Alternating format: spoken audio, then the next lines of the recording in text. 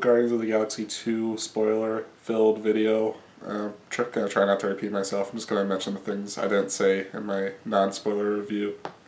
So only watch this if you've seen the movie.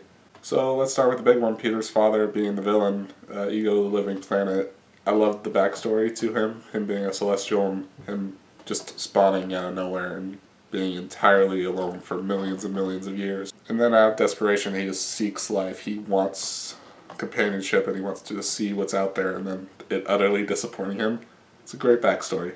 Him wanting to take over and make everything into him, that fits with the loneliness theme. They could have included other moral reasons as well, not just I want everybody to be me. Like seeing people's self-destructive nature. Maybe he's seen what happens on Earth with the Avengers screwing everything up, or maybe he knows Thanos is coming and he wants to be the one to take him down.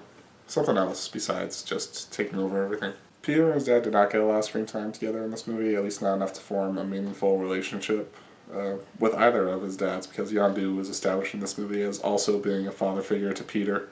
But that's established off-screen without Peter and Yondu interacting, really. They don't meet until the third act.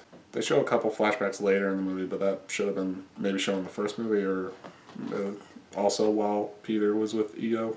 Yondu dying didn't pack an emotional punch to me because he wasn't sympathetic in the first one, and this one really didn't do that great of a job of me sympathizing with him. Definitely not Michael Rooker's fault. He's great in the movie. Great performance. It's just everything leading up to it didn't do it. The ending celebrating Yondu was cheesy and stupid. Like the Ravagers, this gang of murderous pirates, have this honor code and this elaborate funeral thing. We've seen literally hundreds of these guys bite the dust with absolutely no fanfare, so why is Yondu special, especially when he was in exile? The plot is too bloated. I would have limited the Gold People, the Sovereign, to like the opening act, and then maybe save them for a sequel.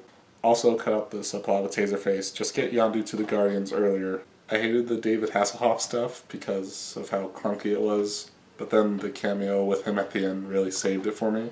It would have been awesome if he also transformed himself into Kevin Bacon, like Kevin Bacon could have replaced David Hasselhoff in the story. It would have tied back to the first one where Chris Pratt explains Footloose to Gamora. That final battle between Ego and Peter was really weird and off-putting. Like suddenly the movie turned into Man of Steel. And Ego's plan with the spore, and then it turns into just a giant blob that I'm guessing will just encompass Earth. That looked like a terrible CGI effect that you would find on Agents of S.H.I.E.L.D. or some CW TV show. We absolutely did not need to see Earth, okay? Keep the Guardians as far away from Earth as possible. I don't care. I just don't care about Earth. The only post-credit scene with like any relevance is the one that hints at Adam Warlock, even though I'm pretty sure they were gonna put him in the first one with his cocoon breaking, but whatever, just throw that out. Looks like Adam Warlock will be an antagonist to the Guardians for a bit. I'm sure then he'll turn and be a Guardian. Stan Lee in The Watchers was really funny, as was Teenage Groot. Groot in any form, it's great. The problem is all the elements just don't fit together into a nice cohesive movie for me. I definitely liked it more in my second viewing though, more than my initial review. The first Guardians is kind of an anomaly, I think, where it's just a flash in the pan where every weird element just came together and worked perfectly. Kind of like the first Star Wars movie. I hope James Gunn will listen to some constructive criticism that this movie is getting, and he'll just step up his game for Guardians Volume 3, which I am still going to totally look forward to no matter what. But we'll always have the perfect first one to look back on, even if Guardians 3 somehow manages to suck really, really badly. Bye.